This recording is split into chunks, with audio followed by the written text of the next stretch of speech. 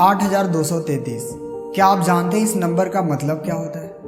ये वो नंबर है जो एक साल में भारत में दहेज के कारण महिलाओं को जिंदा जला दिया जाता है।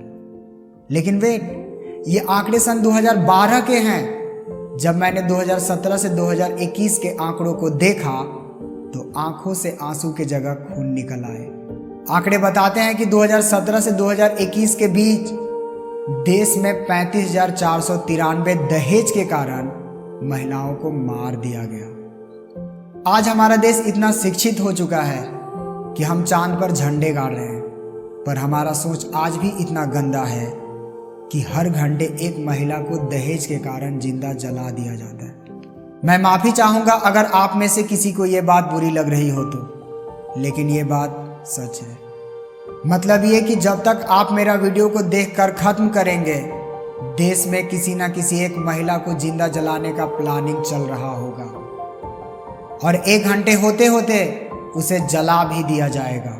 इस वीडियो में दहेज के कारण महिलाओं के साथ होने वाले ऐसे समस्याओं को शेयर करूंगा जिसको सुनने के बाद आपका जमीर रो देगा। एक लड़की पिता के घर से ना जाने कितने सपने लेकर डोली में विदा होती है, मगर उस मासूम सी बच्ची को क्या पता जिसने उसका मांग भरा हो, साथ में जीने और मरने के कस्में खाए हो, हर कदम पे साथ देने का वादा किया हो, जिसने उसके साथ निकाह पढ़ा हो, जिसने उसके साथ फेरे लिए हो, वही उसके अरमानों का दहेज के लालच में गला घोट देगा। एक लड़की को क्या पता कि जिस पिता के घर के आंगन से वह डोली में बैठकर जा रही हो, कुछ महीने बाद दहेज के कारण लाश बनकर लौटेगी। ऐसे तो दहेज में सिर्फ 3 शब्द है, मगर ये दुनिया के 3 अरब महिलाओं के भावनाओं के साथ जुड़ा हुआ है। अब ये सवाल उठता है कि दहेज क्या है, दहेज हम किसे कहेंगे? सिंपल शब्दों में समझे, शादी में दूल्हे के तरफ से लड़की के पिता को एक लिस्ट दिया जाता है जिसमें पैसे, महंगी वस्तुएं और ऐसे ना जाने कई सारे चीजें होती हैं जो एक लड़की के पिता को देना पड़ता है। इसी को दहेज कहा जाता है। दुर्भाग्य से आजकल दहेज की जबरन मांग की जाती है, दूल्हे के भाव लगते हैं और सबसे बड़ी समस्या तब बन जाती है जब जो जितना एजुकेटेड है, समझदार है, पढ़ा लिखा है, उसका भाव उतना ही अधिक है। ऐसे में लड़की का पिता कहाँ जाकर मरे? वह दहेज के मंडी में से एक पढ़ा लिखा दूल्हा खरीदने के लिए धन कहाँ से लाए?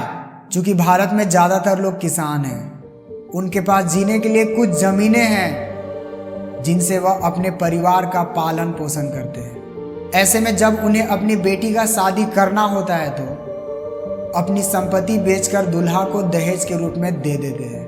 पर अब सवाल ये उठता है कि दूल्हा इन पैसों का करता क्या है? क्या इन पैसों से कोई बिजनेस स्टार्ट करता है, जमीन खरीदता है, शिक्षा में लगाता है?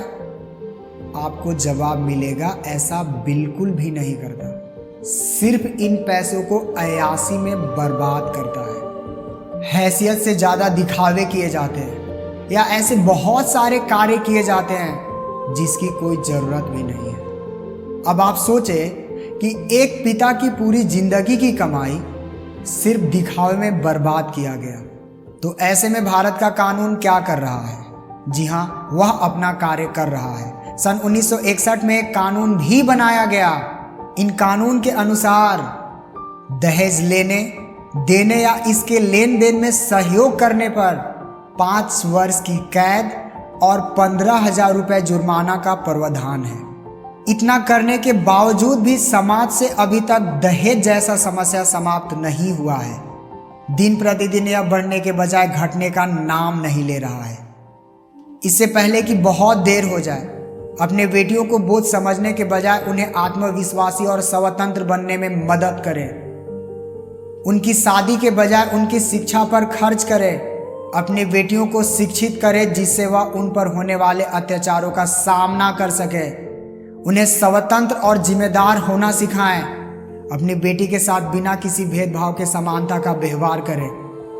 इन सभी दुख भरी खबरों के बीच में खुशी की खबर यह है कि झारखंड के पलामू जिले में मुस्लिम समुदाय द्वारा एक बहुत ही सराहनीय कार्य किया जा रहा है। मुस्लिम उलमा समाज के अन्य लोगों के साथ मिलकर दहेज ना लेने और गरीब लड़की के पिता के साथ खड़े होने का आह्वान किया है। साथ ही मुस्लिम कानून के अनुसार मुस्लिमों के पवित्र किताब का हवाला देकर जबरन दहेज को गलत साबित कर रहे हैं और उन लोगों से दूरी बना रहे हैं जो जबरन दहेज ले रहे हैं। इस कदम से झारखंड के पलामू जिले में बदलाव देखने को मिल रहा है, लेकिन ये बदलाव केवल एक समुदाय के आगे बढ़ने से नहीं होगा। अगर हमें बड़े स्तर पर बदलाव चाहिए तो हर समुदाय को साथ आकर खड़ा होना होगा और मुझे उम्मीद है कि भविष्य में ऐसा जरूर होगा। जय हिंद।